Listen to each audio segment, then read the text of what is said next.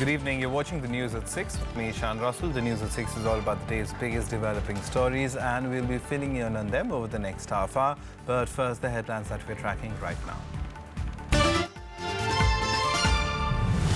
28th ASEAN Summit starts in Laos capital Vientiane. Prime Minister Narendra Modi to join world leaders from 9 countries in reviewing implementation of ASEAN Community Blueprints 2025.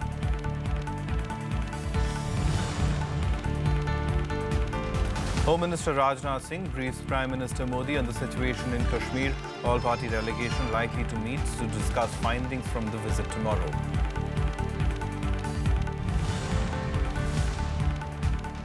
Meanwhile, flash clashes between protesters and security forces disrupt normal life in Kashmir. 1 person killed in the Anantnag district. Pakistan, meanwhile, violates ceasefire agreement once again.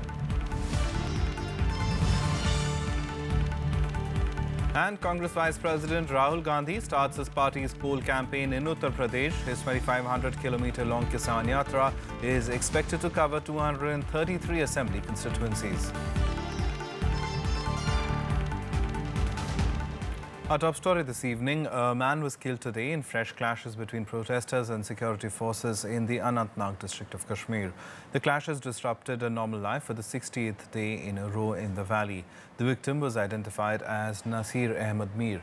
He was killed as security forces tried to chase away protesters in Sir Hamdan area of South Kashmir, even as many other people, including a woman, sustained injuries. Meanwhile, Pakistan violated the ceasefire agreement once again, firing on Indian positions in the state. Lifted on Tuesday from Srinagar, but people stayed off the roads due to a shutdown call given by separatists. Movement remained restricted in the old Srinagar city and Pulwama district. The Kashmiri separatists, who refused to meet a parliamentary delegation led by Home Minister Rajnath Singh over the weekend, extended the shutdown call till Thursday. Rajnath Singh has been desperately trying his best, and I have all my best wishes for him. But unfortunately, things are not seem working. This all-party delegation should have gone there in the very first week of, say, 10th or 15th, within 10th and 15th of July itself. There can't be preconditions like, if Hurriyat says that, well, SPA should be first removed and then we will talk, was act of high-handedness. We cannot tolerate that. We would consider withdrawal of that act, but first and foremost position was to bring peace in Valley, for which they should have come. The unrest in Kashmir has so far left 73 people dead, 71 of them civilians. Thousands of stone-pelting local residents are being led largely by young people, complicating efforts to tackle them. The valley has been under lockdown since 8th July, when clashes erupted after security forces gunned down separatist militant Burhan Wani. Well, look, it may have been too much to expect an all-party delegation to come up with a solution in 24 hours. What is important is to meet and to show that we are interested in contact and dialogue. अगर सरकार में ही लोगों का विश्वास उठा हुआ है, अगर आप ही ने कुछ ऐसी हरकतें की हैं जिसमें विश्वास नहीं बन पा रहा है, तो बाकी पार्टियां कुछ भी कोशिश करते हैं। पिछले 8-9 महीने से जम्मू कश्मीर में एक तरीके से ज्वलन स्थिति बनती चली जा रही है। बार-बार सरकार से कहा जा रहा है, लेकिन प्रधानमंत्री अपने पूर्वानुभासों से हटकर सही में कश्मीर की समस्या को अगर एक मानवीय और देश के नागरिक की समस्या समझें, तब तो हल होगा ना मसला। हमने हर वर्ग को बुलाया था जम्मू कश्मीर के, और सबने बड़ी अच्छी तरह अपने पक्ष को रखने का काम किया था। स्पेशली स्टूडेंट्स ने, प्रोफेसर्स ने, वकीलों ने आकर अपने पहलू रखे, और मुझे लगता है कि उन सब पर 7 तारीख को चर्चा होगी। जिन लोगों को न्योता दिया गया था और वो नहीं भी आए, कहीं ना कहीं आज उनको अपना जो जमीन है उसको खोती देख वो इस तरह के कदम उठा रहे हैं। On Tuesday, Pakistan violated the ceasefire agreement by Indian posts in Jammu and Kashmir. Spokesperson of the Defence Ministry, Lieutenant Colonel Manish Mehta, said Indian troops gave a befitting reply to the unprovoked act. Since midnight, Pakistan has carried out unprovoked ceasefire violation in Poonch sector, and they have also used mortars to target Indian posts. Indian Army has responded appropriately and effectively to the ceasefire violation. Pakistan fired mortar shells on Indian positions along the line of control in Poonch district. आबादी वाले इलाके को वो निशाना बना रहे हैं, तो अभी तक नुकसान का तो कोई पता नहीं चल रहा है, लेकिन अभी तक भी वो फायर है। तो लोग काफ़ी डरे हुए हैं, घरों के अंदर हम बिल्कुल बंद हैं, बच्चे जो स्कूल नहीं जा पा रहे हैं। No casualties or injuries have been reported so far. Local residents said the firing began from Pakistan's side during the VRs and populated areas were targeted. Bureau Report, Rajya Sabha TV. Congress Vice President Rahul Gandhi kick-started the party's campaign in Uttar Pradesh with his 2,500-kilometer-long Kisan Yatra from Deoria district. He met farmers, promising them loan waivers and reduction in power tariffs by 50% if voted to power. The state goes to the polls in 2017. हमने ये यात्रा इसलिए शुरू की है कि हम नरेंद्र मोदी जी पे हिंदुस्तान की सरकार पर थोड़ा दबाव डालें। किसान की जो समस्याएं हैं, किसान के सामने जो दुख है, किसान के दिल में जो घबराहट है, वो हम मोदी जी के कानों तक पहुंचाएं। Congress Vice President Rahul Gandhi sounding the poll bugle for the assembly elections in Uttar Pradesh on Tuesday. Gandhi tried to woo the farmers through his 2,500-kilometer long Kisan Yatra, which began from Deoria district. सीधी सी बात है, हिंदुस्तान का जो किसान है, अगर आप उसकी economics में जाएं, अगर आप उससे पूछें कि भाई आप खेत में पैसा डालते कितने हो और निकलता कितना है, तो आपको सीधा बता देगा कि जितना पैसा मैं डालता हूं उतना पैसा खेत से निकलता ही नहीं है। किसान की सच्चाई। The Congress leader began his yatra interacting with farmers with a door-to-door campaign. Later in a Khat Sabha, the Congress leader came down heavily on the union government and Prime Minister Narendra Modi for neglecting the farming community. उन्होंने किसानों की बहुत बात की, कहा कि हम किसानों की रक्षा करेंगे। हिंदुस्तान की सरकार, किसानों की सरकार, किसानों की मदद करने की सरकार होगी। मगर दुख की बात यह है कि जब से उनकी सरकार आई, सिर्फ उत्तर प्रदेश में नहीं, पूरे हिंदुस्तान में किसान को भूल गए हैं। The yatra has come in for a lot of flack from the opposition, however. That wherever in the past Mr. Rahul Gandhi had gone for such yatras, that has proved as the Antim Yatra of the Congress party, and the Congress had been nailed there. The same is going to happen in Uttar Pradesh as well. Though this appears to be a save Congress Yatra, they are trying their best to save the dwindling stakes of the Congress. चुनाव के मौके पर आके यात्राएं करते हैं, असल में बाकी समय ये मौन रहते हैं या कुछ और भी ऐसे कामों में व्यस्त रहते हैं जो जनता से जुड़े हुए काम नहीं हैं।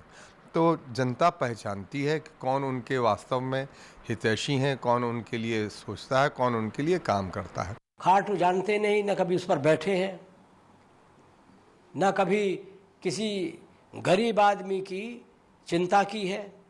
राजनीति कोई पिकनिक नहीं है, ये गंभीर विषय है और जनता के दुख दर्द से जुड़ा हुआ है।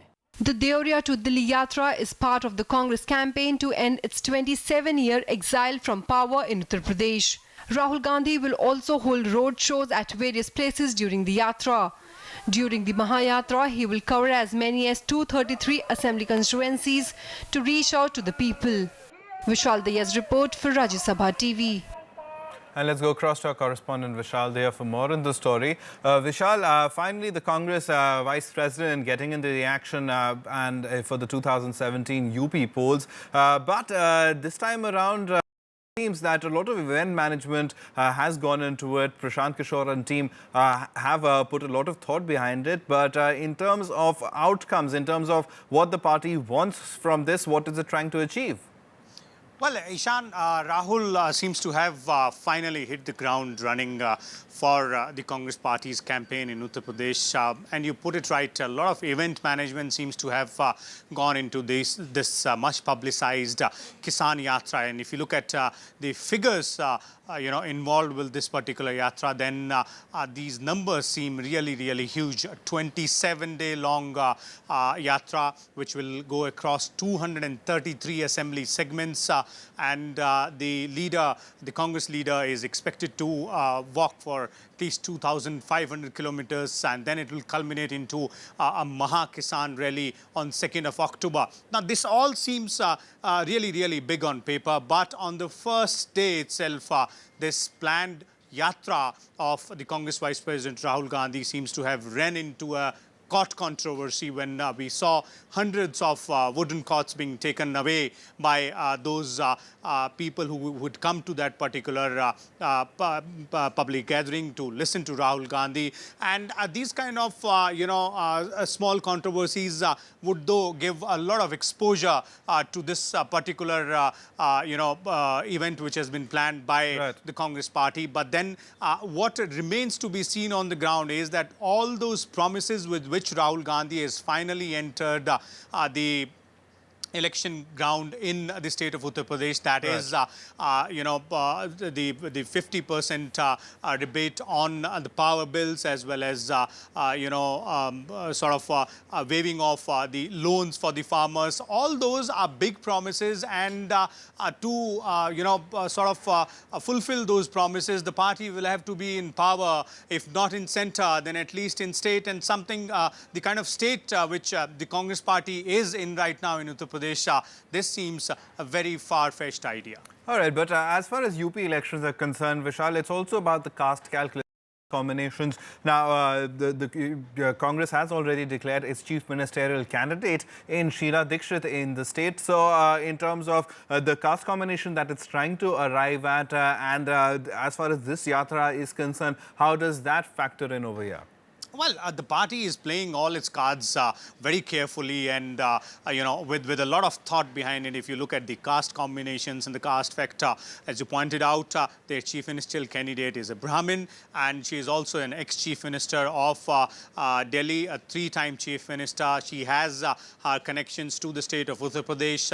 She's considered a very senior leader. And then the party has also appointed Raj Babbar as its, a state unit chief, a sort of a person who's considered to be without a caste, and he's assisted by the vice presidents, amongst whom one is a Muslim, another is a Thakur. So obviously the party is trying to keep that caste combination in its perfect shape and form before the elections. But what is going to really matter in the elections, Ishan, for the Congress party is its choice of candidates, because that is something which has been a very, very grey area for the Congress party in the previous elections as well.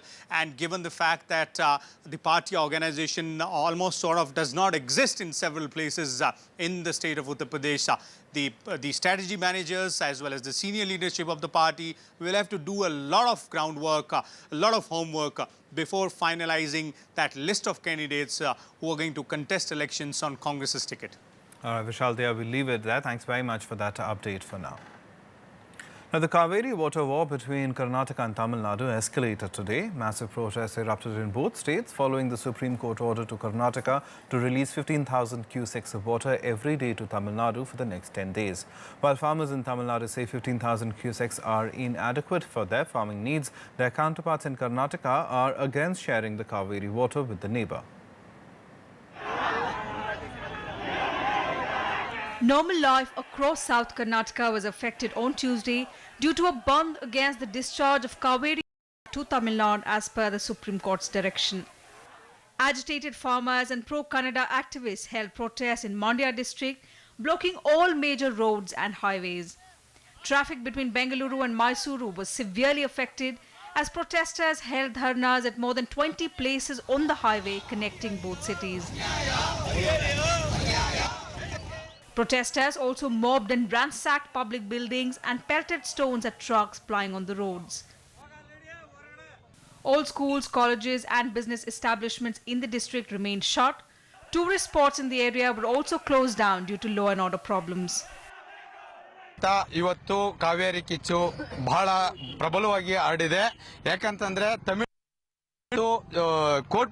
ಕೋರ್ಟ್ಗೆ ಮೊರೆ ಹೋಗಿರೋದ್ರಿಂದ supreme court ಪ್ರತಿದಿನ 10 ದಿನಗಳ ಕಾಲ ಪ್ರತಿದಿನ 15,000 cusecs ನ ನೀರನ್ನ ಬಿಡುಗಡೆ ಮಾಡಬೇಕು ಅಂತ ಹೇಳಿದೆ. 10 ದಿನ 15,000 ಕ್ಯೂಸೆಕ್ಸ್ ನ ಬಿಟ್ರೆ 13.29 टीएमसी तमिलनाडु से इधर हमारा को इधर कर्नाटक में रामनगर जिले बेंगलोर मैसूर मंडिया उधर हमारे को पीने को पानी नहीं है. उधर वैसे हमें सुप्रीम कोर्ट ने ऑर्डर दिया है कि हमारे को पानी कावेरी का पानी दो बोल के. अभी हमारे पास पानी पीने को नहीं है तो हम उनको कहां से दें पानी. Following the intensive protests, Karnataka Chief Minister Siddaramaiah called an all-party meet to discuss the way forward following the Supreme Court's order. The state government also appealed to the public not to break the law and to maintain peace. Supreme Court is the highest court in the country. We have to oblige, but at the same time we have to convince the supervisor committee. The matter is going before the supervisor committee. We have to convince that. My appeal to the public is that don't resort to agitation or anything and keep calm. And we will make all efforts to protect the interests of the farmers. Opposition parties also questioned the poor performance of the state's legal team for being unable to properly represent their case. We don't have water. For even drinking purpose, we don't have water. Forget about irrigation. We will request our Chief Minister to go appeal, explain the exact position to the Supreme Court. Protests also erupted in parts of Tamil Nadu. Farmers from the Delta region took to the streets expressing unhappiness over the apex court order, claiming 15,000 cusecs of water was inadequate for their farming needs.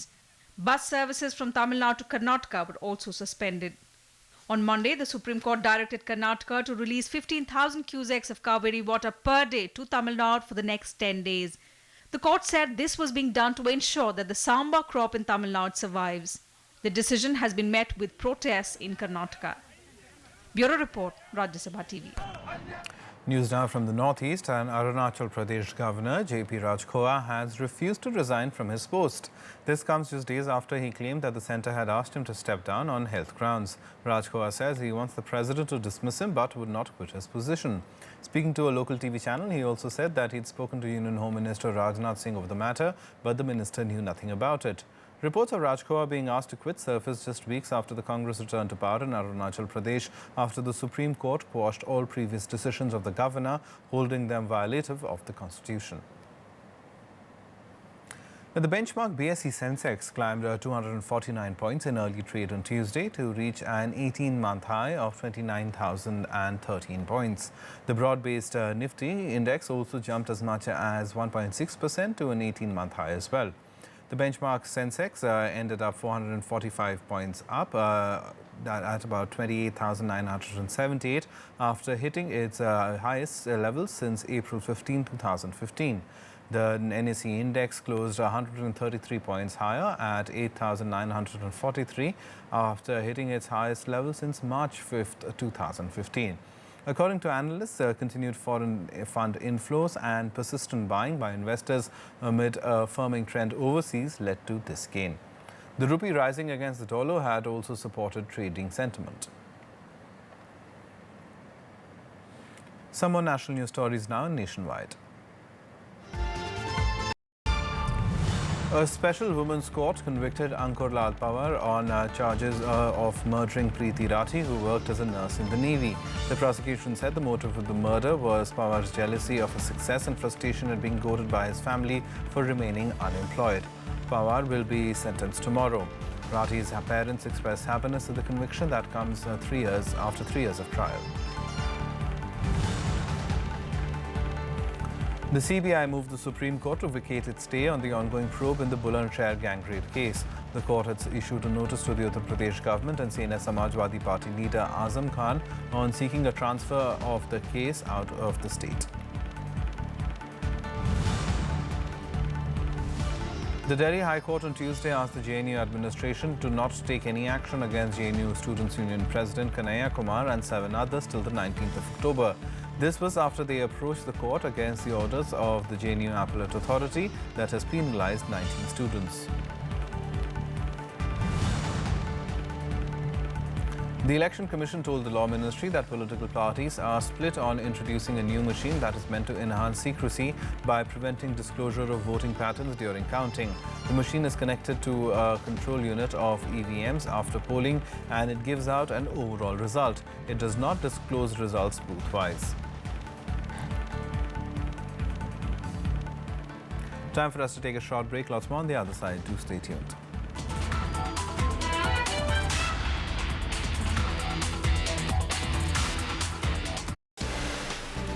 Hello and welcome to State of the Economy. We started reforms in 1991 largely under compulsion. Wall of resistance of political dissent is holding us back.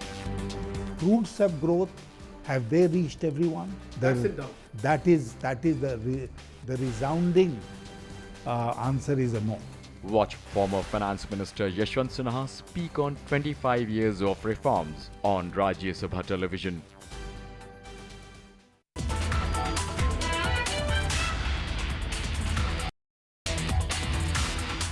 Welcome back. You're watching the news at 6.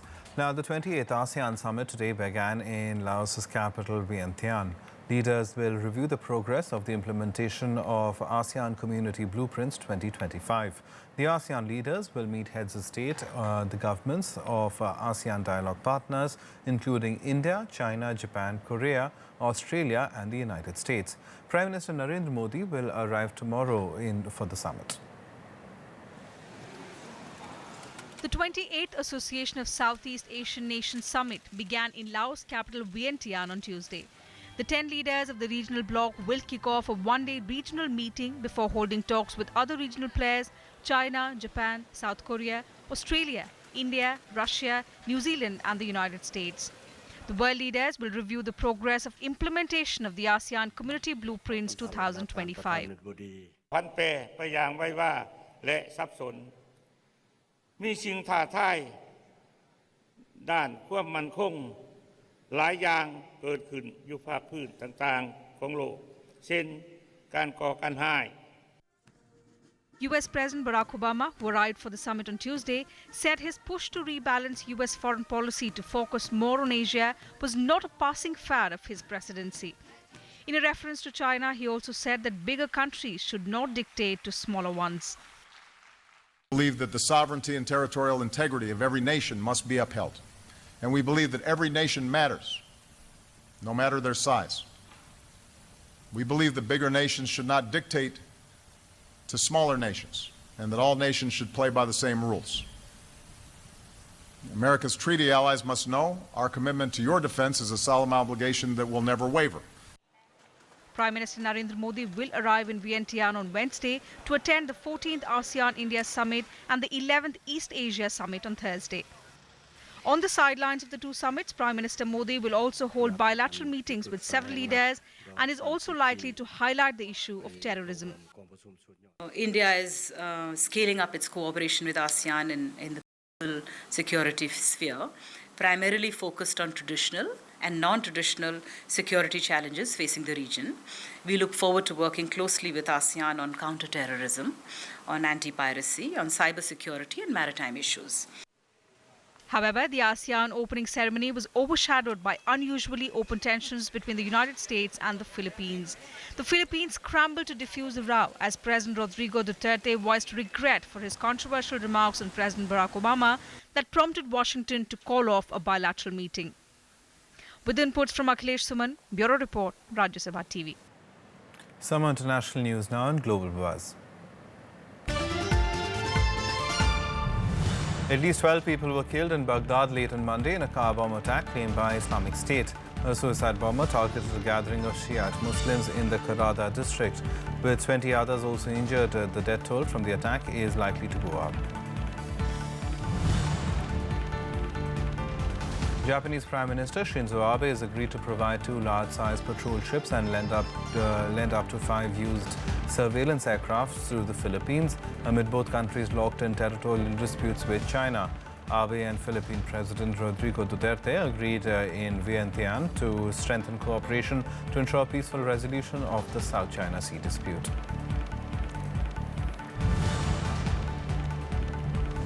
The United Nations has said floods and heavy rains have killed 60 people, leaving over 44,000 homeless in North Korea after the Tumen River reported its worst ever flood. Nearly 9,000 buildings were also destroyed or damaged, with 10,000 hectares of crops also damaged.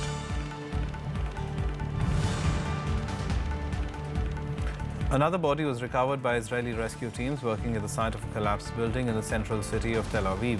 This a day after a parking garage under construction collapsed, killing at least 3 people and trapping several others under the debris.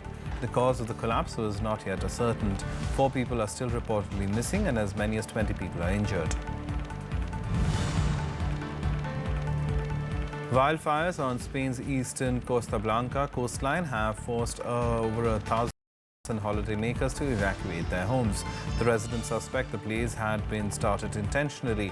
3 separate fires, which began on Sunday afternoon, swept into the town of Rajya and nearby areas, destroying several homes and leaving over 300 people lodged in local schools and shelters. Some sports now, and the Indo-Czech pair of Sania Mirza and Barbara Strykova entered the women's doubles quarterfinals of the US Open.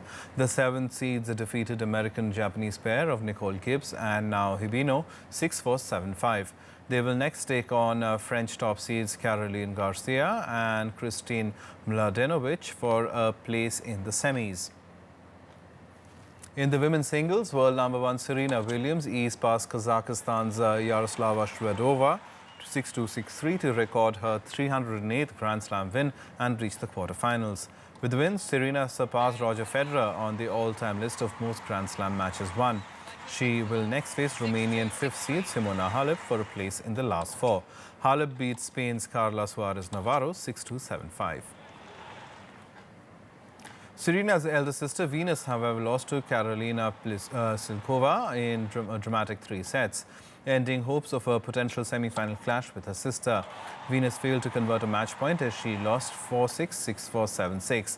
4th seed Agnieszka Radwanska also bowed out of the tournament, losing to Croatian teenager Ana Konyo 6-4, 6-4. In the men's singles, world number 2 Andy Murray thrashed Bulgarian 22 seed Grigor Dimitrov 6-1, 6-2, 6-2 to set up a quarter-final clash with Japanese 6th seed Kei Nishikori. Nishikori was impressive in a 6-3, 6-4, 7-6 win over Croatia's Ivo Karlovic. Swiss 3rd seed Stan Wawrinka and Argentina's Juan Martin Del Potro also progressed to the last 8.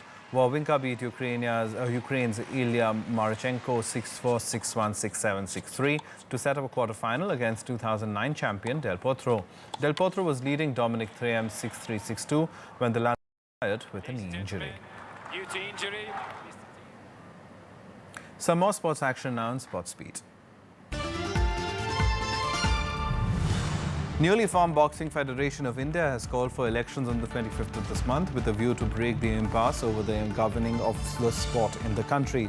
Indian Boxing Administration has been in disarray since 2012 when the federation was first suspended due to manipulation in elections.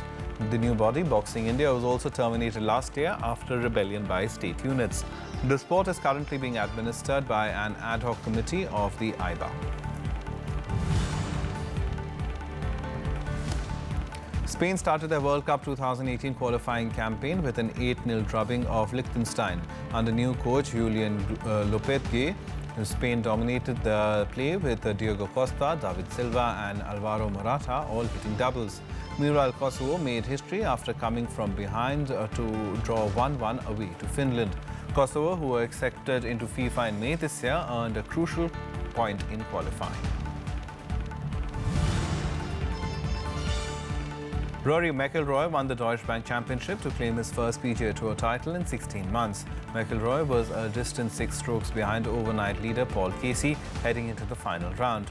On the last day, he fired a sparkling 6-under par 65 in blustery conditions to post a 15-under total 269. This was McIlroy's 12th PGA Tour victory. That's all from us. Goodbye.